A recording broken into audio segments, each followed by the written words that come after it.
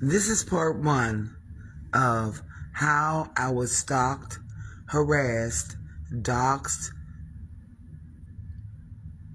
got homeless, and lost my job from being stalked on YouTube. This is part one. I started my channel on YouTube in December of 2018. I became popular really, really fast. I got 1,000 subscribers in less than 20 days, and I got my watch hours in less than 30. When I became popular on YouTube, I was always Be Lovely. I enjoyed Be Love's life. I love Be Love's life. I called myself a Be Lovely. That's the mukbang community. Although I wasn't a mukbanger, I really enjoyed a lot of the eating channels. I enjoyed a lot of different channels, tea channels. They have all kinds of beef sectors, mommy sectors over on YouTube. But I was just a regular person that was doing a radio style, podcast style radio. But I couldn't do music because YouTube would copyright it and it wouldn't be monetized. I actually got paid from YouTube. As the COVID started coming into play and people were staying home more and more until we got completely shut down, I started increasing my subscribers, watch hours continued. My content was music and knowledge and growth. The first incident of being stalked was when a video came out with my picture on it saying, "Evil lives here." I had no idea that it was going on, and one of my subscribers brought it to my attention, and I went and looked at it and I viewed it for myself. I couldn't believe it. I didn't know you were allowed to do that on YouTube. Now, I'm green, I don't know. And as time was going on, I met different people, and even though that video was out there and it bothered me, I found out that there was nothing I could do about it. I didn't know how to strike it. I didn't know how to remove it, so it was just in there in the internet. About 4 weeks after it had been out, someone had downloaded YouTube on my mother's phone, and she put in my name, and that's what came up. Well, of course, my mom was flabbergasted, horrified. There's a picture of her daughter, and then there's a statement over top that evil lives here.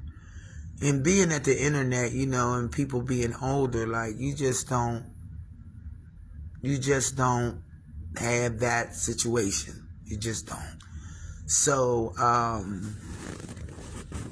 older people don't understand, and neither did I, really, that things like that happen on the internet all the time. I didn't know. Well, I've been stalked for 6 years, including today. But that was the first incident. So if I could say there was a warning, that was a warning right there, that the stalking and harassing was about to begin.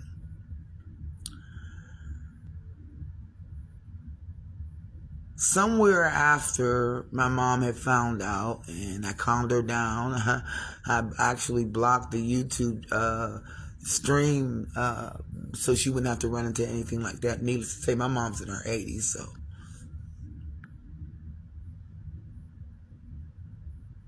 There was a lot of breaches that went on with this person who stalked me. I mean, she would continuously go to a lot of other content creators on YouTube, and she stalked them too. But I'm just going to talk about my story, and this is part one of how I got stalked and harassed on YouTube. Once she did that and she put that picture out of me,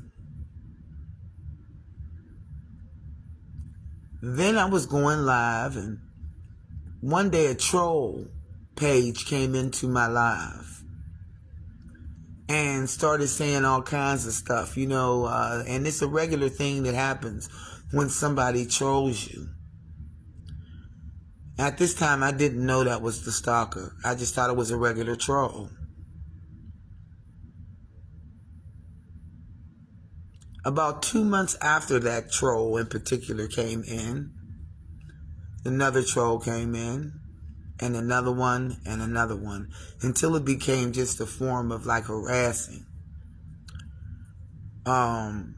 They would start reporting my channel, causing disruptions in the stream. And because I had a camaraderie with other content creators that the stalker didn't like, she just decided to stalk me and continuously stalk me.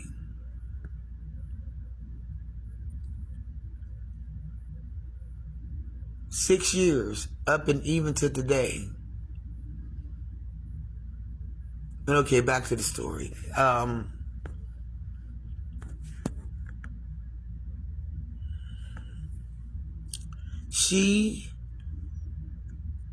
One instance,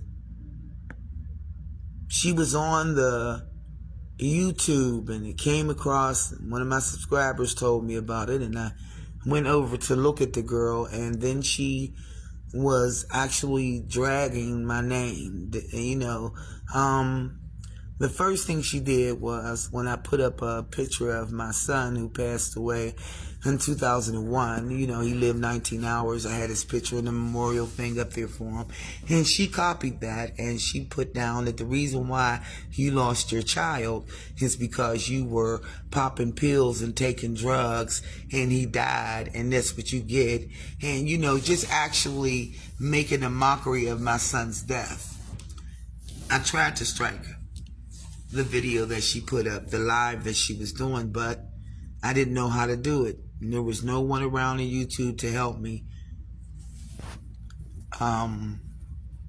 After she done that, which was an initial shocker for me, and I reacted to it.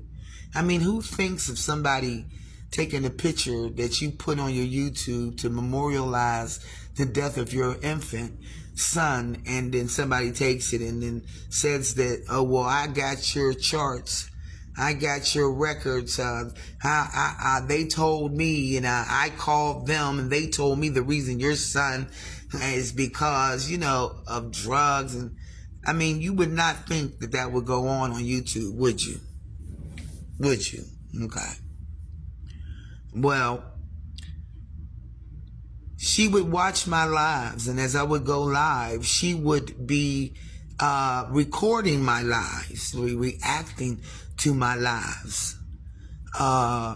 She would play my lives as her content, and as she would play my lives as her content, she would start defaming things in my house, because I would be in my house. She would trying to zoom in on, how you put medication on your dresser?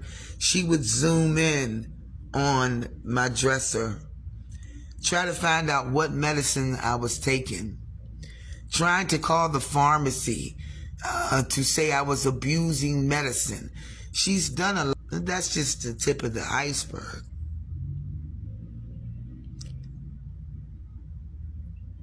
Six months after I started my YouTube, she called the police on me and told them that I was selling drugs and buying inside of my house.